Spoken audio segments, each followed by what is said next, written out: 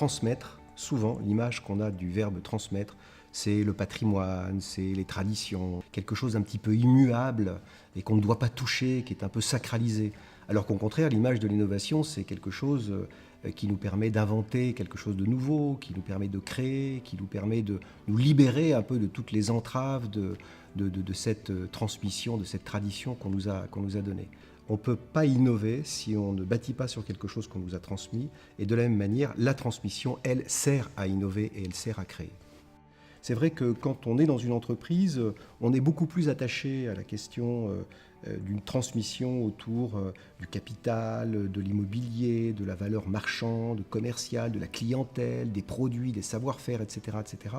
Et beaucoup moins sur finalement cette espèce de patrimoine un peu immatériel qu'on reçoit, dont on hérite quand on travaille dans une entreprise, qui est son histoire, qui est sa culture, qui est les valeurs, la conception qu'elle a du travail, des relations entre les personnes, etc., etc. Si vous avez compris que finalement cette valeur de la transmission nous impose, nous oblige en quelque sorte à innover et à créer, bienvenue. Je pense que c'est un bon moment à passer et en plus, vous verrez, il y a des moments drôles, il y a des moments où on s'amuse, il y a des moments où on est vraiment ensemble, on échange, on croise nos connaissances. Bref, on transmet pour innover.